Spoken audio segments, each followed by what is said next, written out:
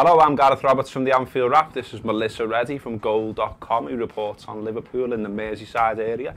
We're going to have a chat about what's been happening with Liverpool and transfer rumours and how reporting around transfers works, really. We're going to try and do a regular little link up between Goal and the Anfield Wrap, keep you updated through the summer with these little videos. So this first one then, we thought we'd talk about Mohamed Salah. Seems to have been going on for a while now, dragging on. Reported some weeks back now that, you know, personal terms were agreed upon and that, you know, basically a sort of double your money type salary was agreed with Liverpool. And I guess, you know, for supporters looking in now, they're wondering, well, why is it not getting over the line? It seems that, you know, Roma need the money. Seem to be asking around 42 million to 35 million, depending on what report you believe. Liverpool seems to have made an offer at some point of around 28 maybe.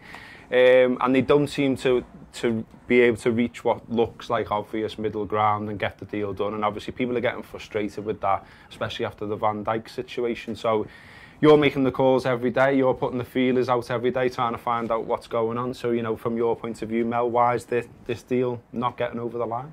I think that's the big question everyone is asking, and I've seen a lot of people say if the club are willing to spend £60 million plus on Virgil van Dijk, why then should we believe that they can't pay that extra bit for Mohamed Salah? Or, you know, does it even mean they are willing to pay big transfer fees in this window if they're haggling over a few? And I think the difference is with every deal there's sort of a power structure in terms of the negotiations and who holds all the cards. Now, the report you mentioned that said Salah's personal terms are agreed, you know, that states that the player wants to join the club and previously has wanted to join the club as well in 2014. So there's a strong sort of linkage with the player and the player's desire to come to Anfield. Then you take the selling club into consideration. Now, when you look at the Van Dijk scenario, Southampton to sell Van Dijk, even before the shambles that happened, they needed to be forced into selling him. He's got a long contract. Yeah. They don't want to lose him. And they're in a strong position because of the level of interest in him. The fact that the clubs who want him would be willing to pay big money and they can be an auction for him. Whereas with Mo, Liverpool are at the moment the only interested party. So, and Roma are open to a sale. They need the money to balance their books for FFP. And at the moment, it seems like in that situation, Liverpool are thinking to themselves, hold on, there may be deals this summer where we've got to go out and pay a lot more than it's necessary, but market terms dictate that we'd have to do that there. With this particular deal, market terms are showing Liverpool that we've got the strength in negotiations here. The problem with that is I think there's only so long that can last, because transfers, as we all know, can swing and switch in a matter of, you know, hours. Sometimes in a day, the complexion can entirely change. Another club could come in who are also in the Champions League, who, you know, are willing to pay what Roma want. So I think this is what people are worried about, isn't it, Mel? Because, you know, we've been so far down the line, including with Salah in the past when he was at Basel, where it looked like Liverpool are in pole position and all they have to do is pay a certain fee, and they don't, and they hang on, and it looks like they're haggling and bartering for a better deal. And then someone just swoops in from nowhere, pays the money, he's joined them, and Liverpool fans are left frustrated again. Absolutely, which is why they need to strike a balance now, and I think they will do that, because essentially, if you look at Salah stylistically, what he brings as a footballer, if you look at the football Jurgen Klopp wants to play, what Liverpool achieved last season, he is somebody that, you know, would take that and elevate all of it. So there is a desire to spend on him, because I think even the £42 million that Roma are looking at, if you look at the prices, the valuations, the summer, that's for somebody of his quality, who's posted his numbers, who, you know, if you drop it into that Liverpool team, is going to make it better.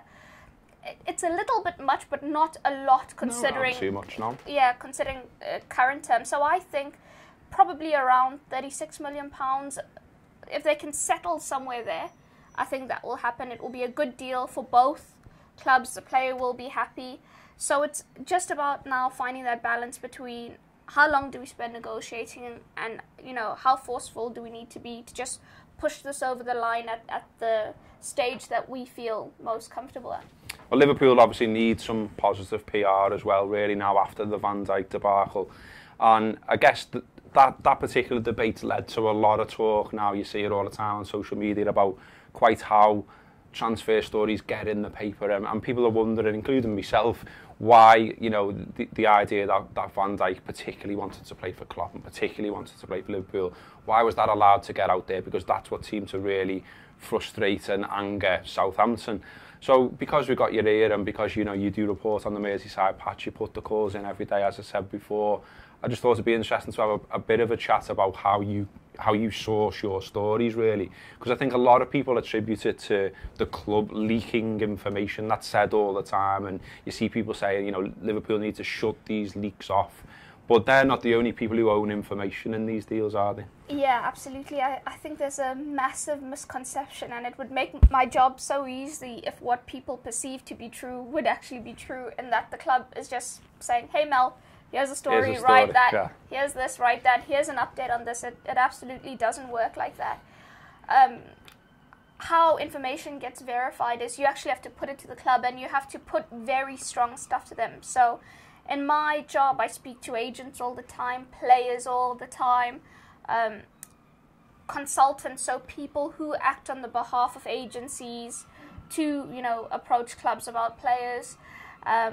Speak to, you know, all sorts of people involved in negotiations, people from recruitment, people from the selling club. We have correspondents at Goal that work at every big club around Europe. So I have information from Barcelona, I know what's going on with PSG, we've got commercial deals with some of the big clubs, so through that you find out information.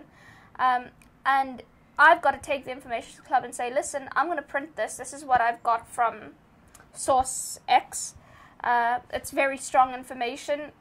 If you don't give me anything to balance this out, to say why, you know, for example, an agent can say a deal is nearly done, but maybe in reality there's still so much haggling to be done or whatever. So if they don't give me something to balance it, my story is going to be deals practically done. Yeah, deals practically done.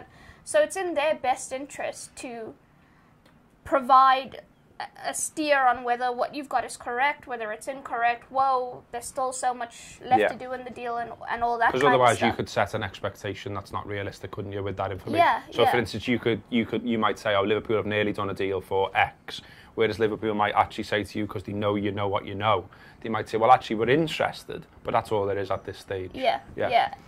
Exactly that.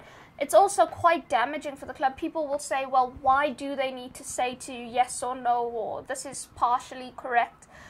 It's because, and all clubs in the world have a press department and stuff who need to do this. It's quite damaging for them if, say, for an example, an agent tells me Liverpool are seriously interested in Alexis Sanchez. They're willing to pay £80 million for him. Talks have already started. Now, if only this was true. If I write that without checking with them, that causes problems, because then everyone's going to start saying Liverpool are interested, and then it causes issues with Arsenal, and Arsenal say, wait, talks haven't happened, what is this? So you have that scenario again. So they have to come to the table as well and say yes, no. Now, I can't comment particularly on what happened with the Van Dijk situation because I was on holiday. So there has to be, like we spoke about deals being done and how you strike the balance, there has to be the balance on information, how you get information, how you report the information. And the club managing relationship with other clubs as well, which obviously is important. Went awry with Southampton, and that's why we are where we are with that. All right, well, that's been a little video there, a link up between goal.com and the Anfield Wrap. We'll be doing more of these through the summer. Follow Mel on Twitter and follow Mel's Facebook page if you don't already. She's reporting every day on Liverpool, like I said earlier. Get onto ourselves as well. Everything that Mel reports, we'll be talking about one way or another on our podcast, on our videos and so on. So there you go. Hope you enjoyed it. Comment below. Let us know what you thought.